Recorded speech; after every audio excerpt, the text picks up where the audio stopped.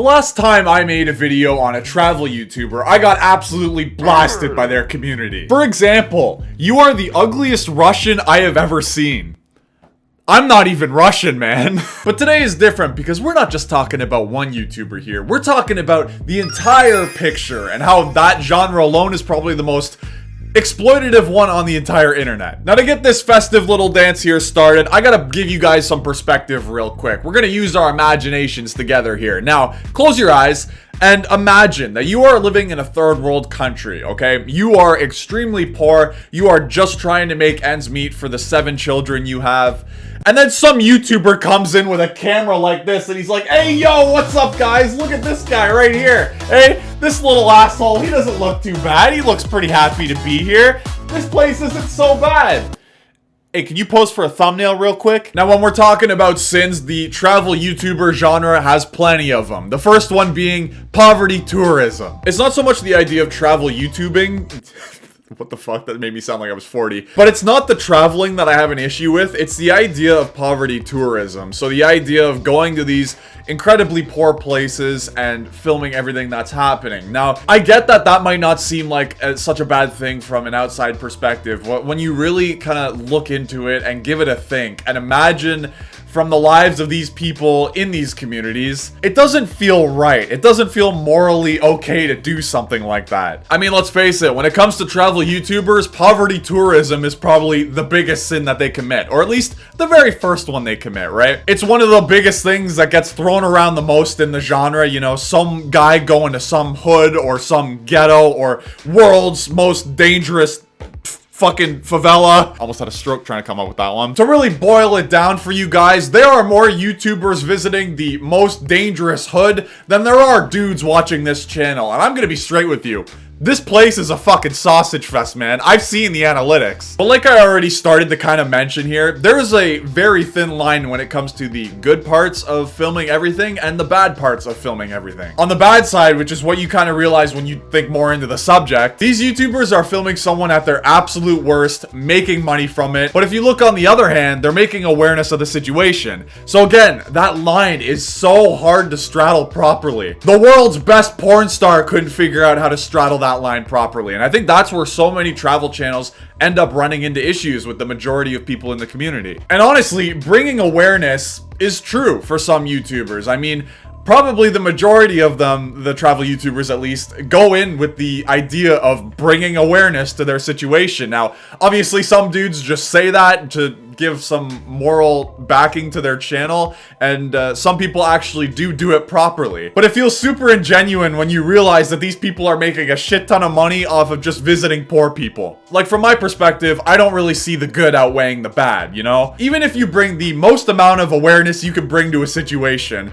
awareness in itself is worth absolutely nothing. Meaning, unless you rustle the jimmies of a billionaire, awareness is useless. It's worth even less to the people that are being filmed for the videos like they're in some kind of zoo exhibit, you know? I mean, hey, maybe there's some YouTubers out there that pay the people that are in their videos, but I really honestly highly doubt it. And even if that's the case where they pay the people in their videos, they're still taking advantage of people stuck in that situation. So honestly, I don't think you can win. I don't think you can win the morality between filming someone in a very poor and terrible situation and making a shit ton of money off of it. Travel YouTuber sin number 2, misinformation. Now, watching a traveler video going to some country, you would expect that they'd have their facts correct, or at least be remotely close to what they're saying they are. But my fucking god, man, it feels like most travel YouTubers get all their information from Facebook. Now let's start with the very first thing you see when a video pops into your recommendation feed, the thumbnails. I spent a day in Jamaica's deadliest slum. Oh my god, a military helicopter just blasting innocent people in the slum? That's insane! I gotta see this! Oh, he's just walking around Jamaica. Sick. Now, I totally get it. It's a regular YouTuber thing to lie in your thumbnails or at least exaggerate the truth. But for some fucking reason, travel YouTubers,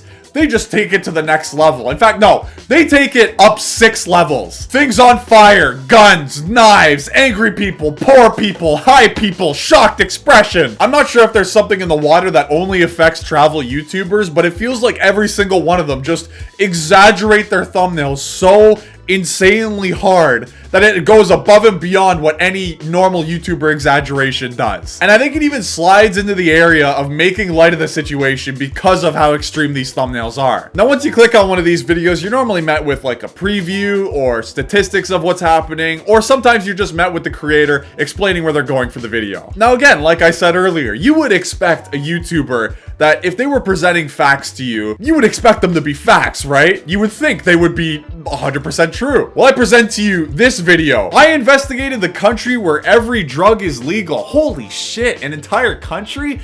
That's insane. Wait, is that a Canadian flag? You're telling me I've been hiding all my coke all this time for nothing? This is Vancouver, Canada, a city that made every drug legal. Okay, whoa, let's slow the fuck down here. First things first, as much of a shithole as Vancouver is, it's not a country. It's not even a province. It's a city. Not a country. Secondly, the drugs in the city, they aren't legal, they're decriminalized. Or at least they were decriminalized before they went back on the project. But thirdly, this decriminalization doesn't apply to every drug, only some drugs. Listen, I get the need to have people click on your thumbnail, but having bad information in the first 4 seconds of the video is just not it, man. And it sucks because I actually don't mind Tyler, Jesus, I can't even say his name. I don't mind Tyler Oliveira's.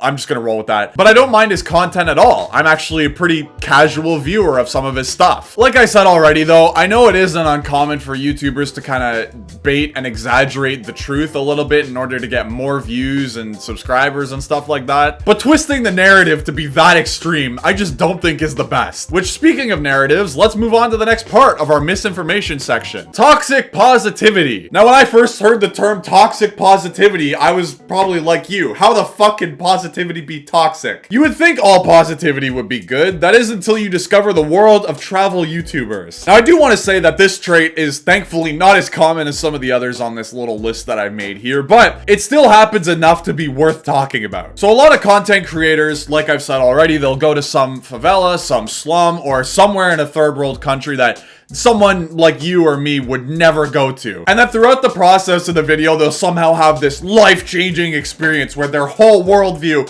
gets flipped upside down and everything's different in their life now. Or they'll do this thing where they'll go to some place and it's absolutely fucking riddled with bullet holes and they'll go, guys, it's not that bad here. Now, the first situation that I mentioned is usually more common with channels that have super high production value. So they're using B-roll, they're using cinematic shots, dramatic music, the whole shebang.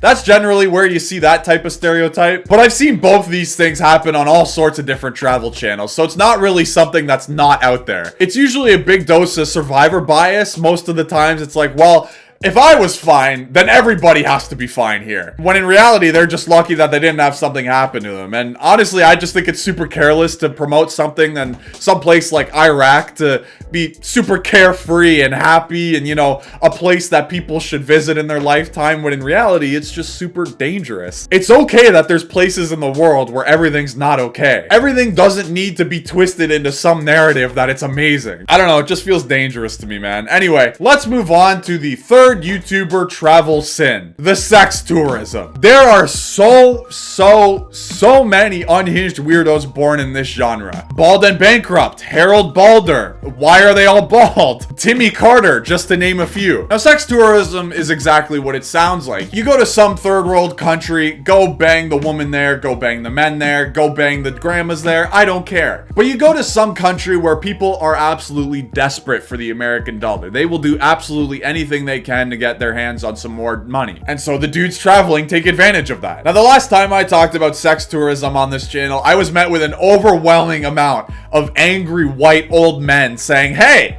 if it's not illegal, who the fuck cares? Get over yourself. I would probably do the exact same thing. And I mean, hey, that's fair. It's not illegal. But just because it's not illegal doesn't mean it's okay. I killed 6 people with my bare hands in the zone of death in America, but that doesn't make me a bad guy because it's not illegal, right? Sex tourism isn't a legal issue, it's a moral one. You dumb fucking idiots. And I feel like if you're old enough to be a grandpa and you're flying to these third world countries in order to get some sex on your dick, I have every right in the book to call you an unhinged weirdo. And if you're a white old man angry about what I just said, please go Google any of the names that I just mentioned in this video and look at the evidence yourself. Now, obviously in this video, we covered a lot of the bad that goes on in the travel genre, but that's not to say that every travel YouTuber out there is a bad person, because there's still some fantastic travel channels out there that, to my knowledge, don't do any of the bad things that I mentioned. For example, some of my two favorites right now are Discover Connection and Discover with Rui Chenet. I hope I said that name right. The videos are extremely interesting, and it's just them documenting their experience. They're not trying to jam some narrative into the scene.